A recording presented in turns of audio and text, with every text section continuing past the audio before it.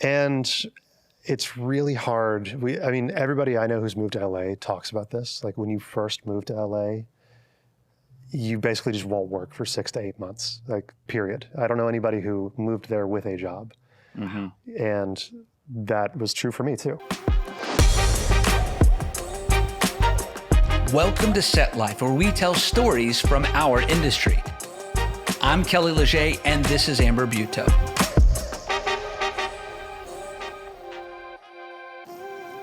Welcome to Set Life. I'm Amber Buteau. And I'm Kelly Leger.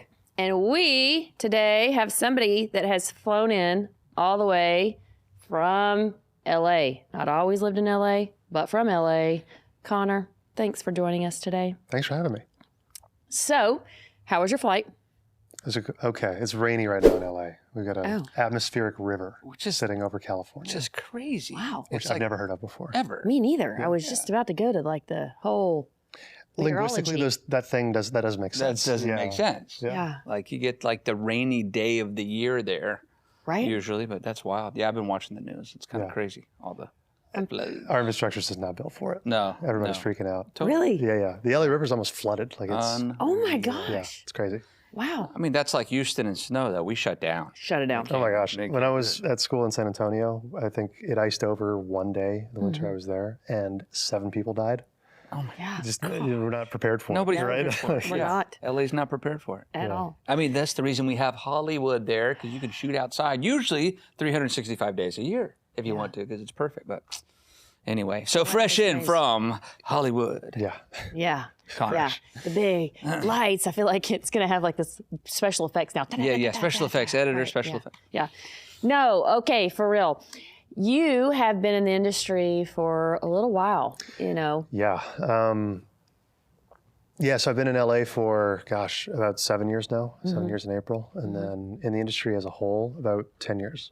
Yeah. Which is crazy to say out loud. Yeah, great. And because so here on Set Life, we talk about one of my favorite parts of this show is finding out when you learned this was the industry, like when you were bit by the bug, so to speak, that you knew this was something that you loved or something you saw was an opportunity or. I think about that a bit because there's never like a moment where I decided to go into film. Yeah. I went to the USC summer program when I was 16. It was a nice program. I flew out to California, did the whole thing. It was a film program specifically. And so we're taking college classes out there. And that was an awesome experience. I'd never been in that kind of environment before. Yeah. And that definitely showed me that film was an option as a job, as an opportunity.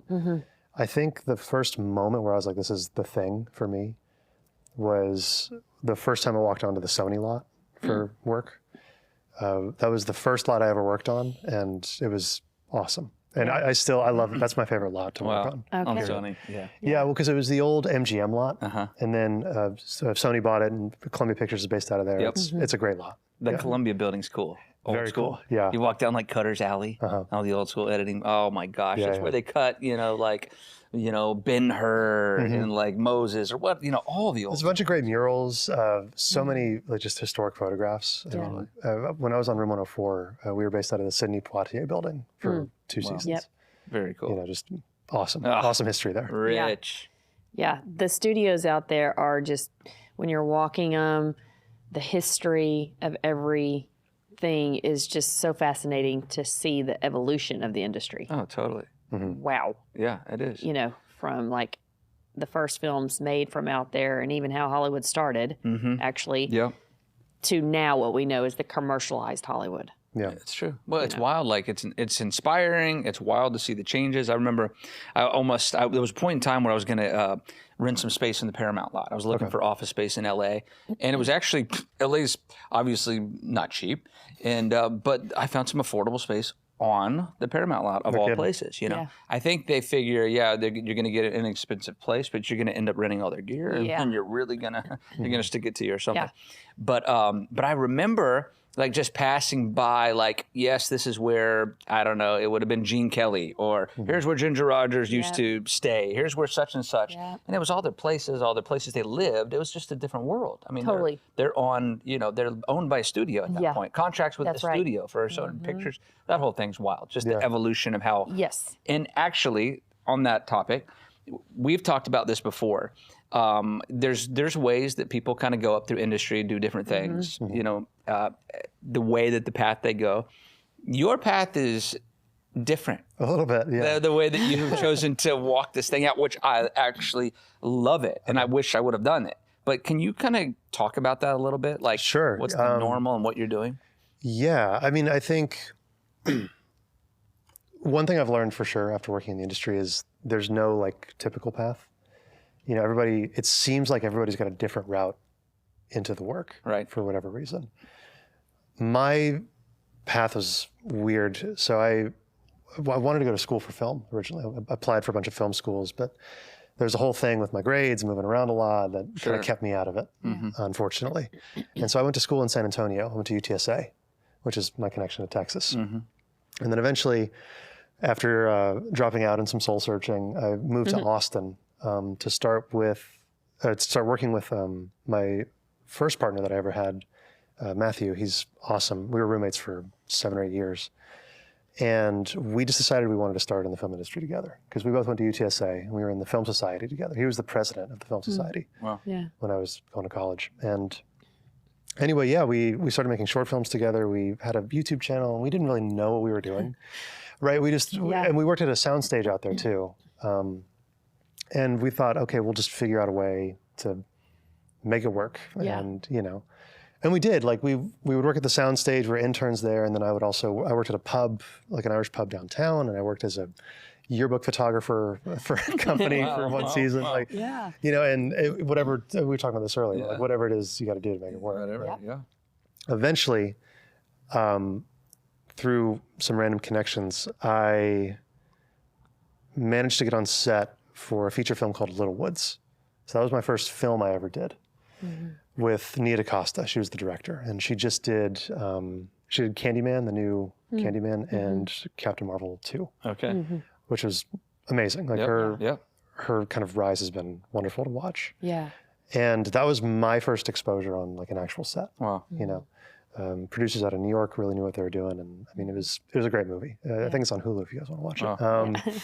But from there, I made a bunch of connections and jumped to a pilot for ABC that was also shooting out in Austin at the stages where they shot Alita Battle Angel, if you remember that old movie. Love it. Love that one. And then, again, from there, more connections, and decided to move to Los Angeles. So Matthew and I had decided, you know, that we eventually were going to move to LA no matter what. And he had moved out a couple months before me and was doing that whole thing. So I moved out after having some connections. And when we first got there, I lived in an artist's commune with like 50 other people. So we lived in a house off of Melrose, and bunk beds and shared kitchens and the whole thing. It was cool. Wouldn't do it again. Like, you know, but it was really fun for the time. Sure. And being surrounded by, you know, a ton of artists. Right. Everything. Wow. And it's really hard.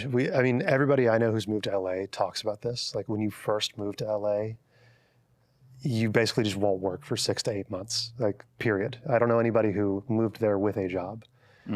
And that was true for me too. I didn't have a single job. Like I was looking, you know, thankfully I had a little bit of cash saved up so I could support myself and, you know, do the thing. And eventually got a call from one of my associate producers from Little Woods. Said, I've got a job you would be great for. I want to bring you in and interview you, that kind of thing. Yeah. And that was for Room 104, which was a Duplass Brothers production. Okay. So they brought me in and I got the job somehow, even though I was incredibly underqualified for that job. It's a who you know business. It really is. Well, and I was talking about this with somebody the other day. It's like, this business really is a matter of lying until you're telling the truth. Yeah.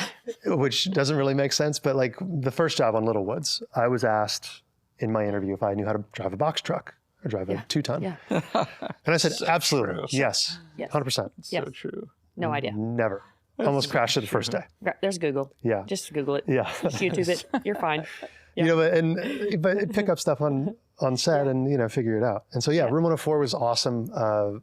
That's where I met my future mentor, Emily Newman. She's amazing. And kind of bounced around with that crew a good bit. Went from there. I touched a little bit on Silicon Valley. I was in the HBO circuit. Yeah. Was on Euphoria. I did the pilot for Euphoria. So really just crew focused. I was a PA, office PA, kind of in the AD department. That was really my focus. Yeah. And it's mostly because I didn't have like an interest in anything else. Like I didn't want to be a grip or genie or didn't want to really go into camera. I've done all those things. Right. I've done camera work. I've done some genie. I've done some sound. Done some post, you know, but it's the AD track was kind of the best one that just fit my personality, I guess. Yeah. Wow. You know? Wow. Golly. Yeah. I mean, but, you know, I mean, I guess what, you know, one of the things, you know, that we were talking about is that, you know, he didn't, I mean, we were talking about like, you know, I wouldn't say I went the traditional route. Like you said, everybody kind of has their own path. But, you know, you just start doing work in the industry to make money, to do whatever you kind of do, and it's easy to get stuck. Yeah. You know, it's easy to get stuck in something that's really not your long-term thing. Yeah. And kudos to the people who start in one thing and keep moving toward the thing that they do want to do. For sure. But most people, unfortunately, will get stuck in the thing that's paying the bills because you got to pay the bills. So when you have somebody who comes along and is just like, no, I'm going to do narrative, I'm going to do feature work, I'm going to do that, and that's what they start doing, and then they just keep doing that. Yeah. Whether they're having to work at the local pub or whatever, while they're doing the thing, they're still just doing the thing. And then when you were telling me that story, I was like, I have to appreciate that, man. Well, thank you. And honestly, it's something I think about. I mean, Abby and I, my business partner and I, joke a lot about how if we just wanted to make money, we're in the wrong business. Like, 100%. You know what I mean? Like 100%. There's a million better ways to make money than the film industry. Yes. But even kind of early on in my career, you know, as a PA, you don't make a lot of money. Right. Like when I lived in Texas, I was making $150 a day for 12-hour days, which I don't think is legal anymore. I don't think you can. I don't think it's enough. Yeah. And you know, you're living on scraps really. And so even then, there were some shows I worked on. I remember I worked on a really rough pilot for a show, and it was fun. It was with a crew I knew, and I liked the people, but there were some elements to that show I definitely did not like. Kind of abusive leadership, lots of shouting matches in the office, a lot of drama on set. And after the pilot was over, they asked me to come back for the season, and I said, no, I'm good. You know? I made the decision. Like, I don't want that. Like my mental health is a little bit more important than the paycheck, because the paycheck's not that much. Right. Like, I'm not really letting go of anything actually. Now that I think about it. Right. And so I don't know. That's just but because of that, I was able to. But because I turned down that job, I had no other job. I should have taken that job. Financially speaking, I should have taken that job. Yeah. But I turned it down, and because of that, I was actually open to take another job that was more meaningful. Wow. You know, a month later. Wow. Yeah. And unfortunately, the film industry has this really bad habit, for me at least, of not providing until the very last second. Yeah. Where it's like, okay, how am I going to pay rent next month? Yeah. And then I get a call, and it's like, hey, you want to come to work tomorrow? Wow. It's like, sure. Why not? Wow. Oh, that's so good. So yeah, I've never really. It's not something I take pride in or anything, but I've never like chased the bag. Yeah. And again, there's not much of a bag to chase. Like, I really am in this for like the passion of the thing, and so that's something Newman, who I work with a lot, my AD mentor, talks about. It's like, this is not life or death. This is movies. Yeah. Right. Like, it's not that serious. Right. You know, enjoy it. You should enjoy it, Right. because we don't all have to be here. Right. Yeah. You know. That's true. Yeah, that's good. That's true. Where have you landed right now in terms of like what you're enjoying the most? Like what, I mean, you seem to have liked the AD department. Yeah. Where are you now? Well, okay, so I started a company, right, with my producing partner. Right. And I would say that the majority of what we do right now that I really enjoy is development. So development and producing. That's the big thing. It's something I didn't really get a ton of exposure on with set work, you know? Sure. Yep. Obviously I love set, like my heart is on set, Right. but the work on set, the 12, 14, 16-hour days, rough. Right. And, I think being able to stretch the creative muscles has been really nice. But producing is equal parts like production know-how and creativity, right? You have to know a little bit of business. You have to know a little bit of like set logistics, and you also have to know a little bit of creative. Sure. And my weird kind of calico background has helped me a lot in that respect.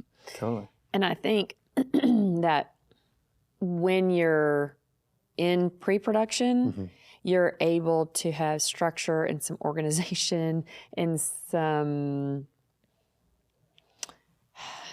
just structure to it, in it.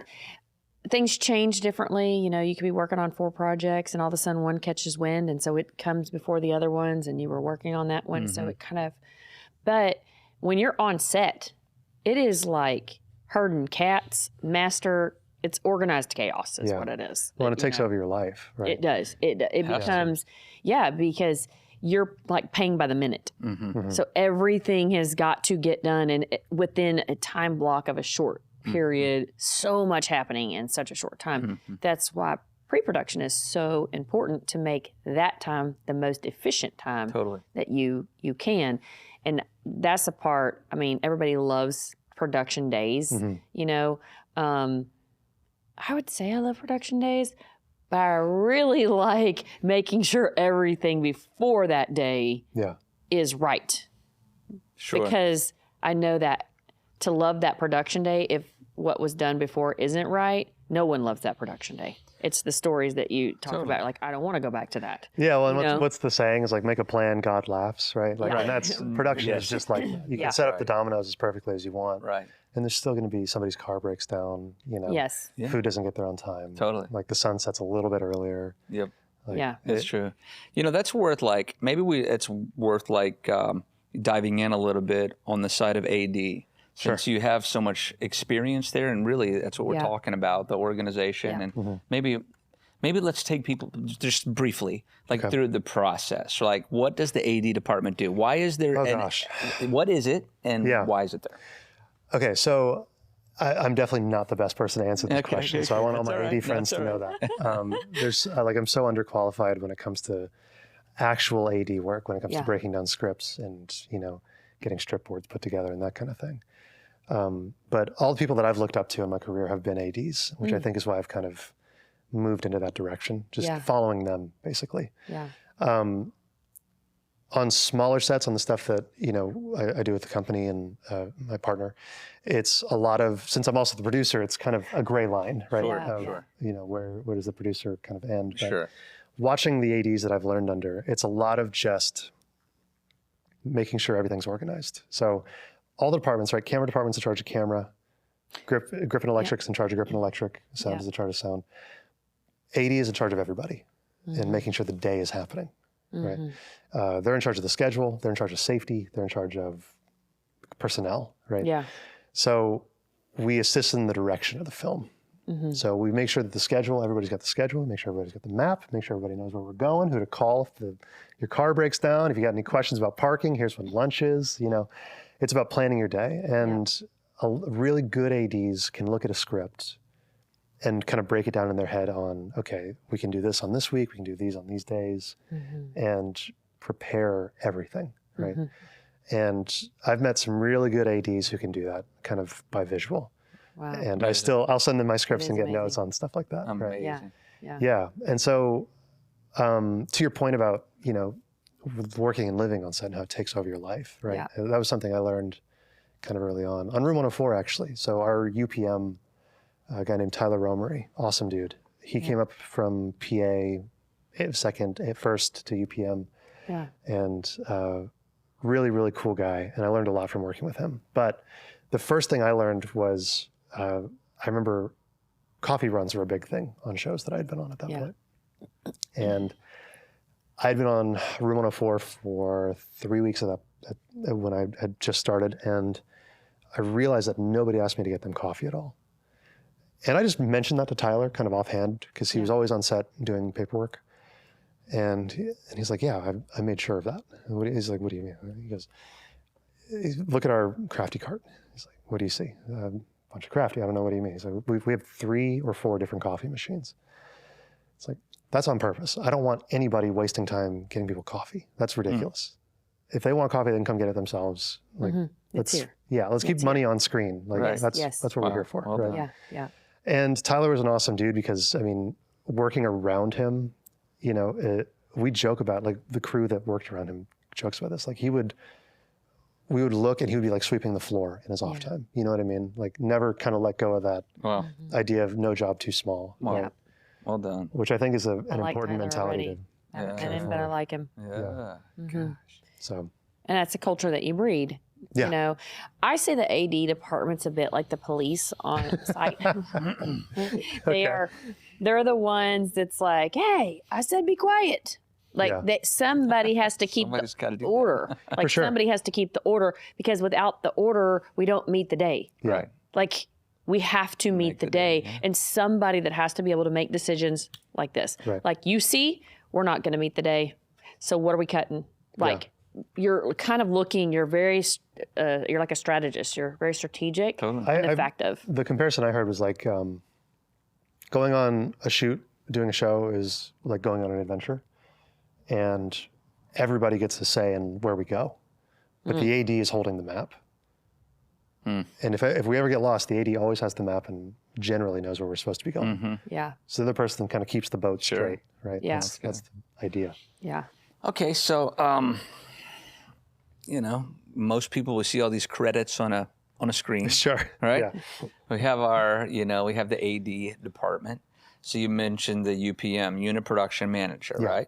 So how does the UPM, how is their job different than the AD? What about a line producer? Where does that fit into this mix? Those guys that are all work together. Yeah, I mean, from 1,000 feet up, right? Very basic level. From what I understand, at least in the network TV world that I was in for a long time, a line producer is somebody who breaks down the script by cost. Yep. If an AD is doing it by planning and shooting, a line producer is doing it by finances. Right? And a UPM is essentially working with the budget, the accounting department, and all of the department heads to make sure that we're coming in under cost, we're not spending too much money, and we're kind of staying on our plan, we're staying on track. And so I've been on shows where if you don't keep track of that, you can lose money really quick. I was a personal assistant to this producer once, and she had just finished a show.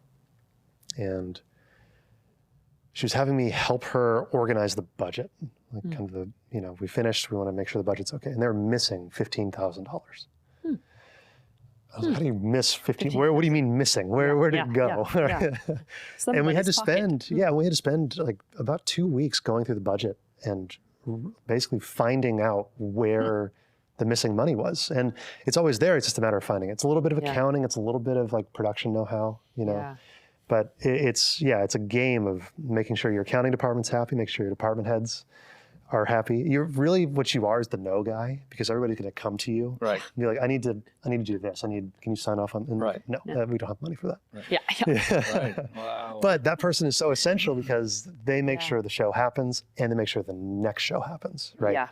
If a show comes in way over budget, they're not going to get renewed. Yep. Right. For sure. True. So, what do you do? Make sure it comes in under budget. Yep. Yeah. Wow. That's it. Okay, so I love giving that kind of information. I could dive into that world. I'm gonna reel myself in from going down that path. What are you working on now? What's happening now in your world? What are you focused on? Yeah, so with our company and everything, we've got a lot of projects that's kind of constantly rolling. Like you said, we take an approach of having a lot of plates spinning all at once. Yep. And we see which one is going to go first. So we've got, Abby's a wonderful writer. We've got a couple scripts that she's written, and they're excellent. We're developing those still, and we're getting into the pre-production phases for a lot of them. And go ahead. And what's the name of your company? A2C Entertainment. A, the number 2, C Entertainment. Cool. Yeah. And y'all have already been working on some projects as well.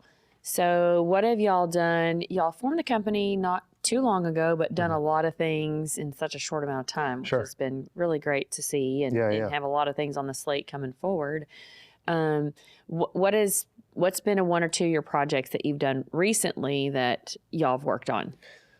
Okay. Yeah. So recently, I think the most recent thing was the film festival we put on in December or November. I think it was November, where we worked with this organization called Film Fatales, which is a female-focused nonprofit in the film industry. And so they work with female directors and that kind of thing. And we held a film festival where all the proceeds went to them to support them. And we invited a bunch of female directors, and it was a good time. Just kind of all throughout all the contacts we've made throughout the last year, which was great. That was a huge success. We were super happy with that. Yeah.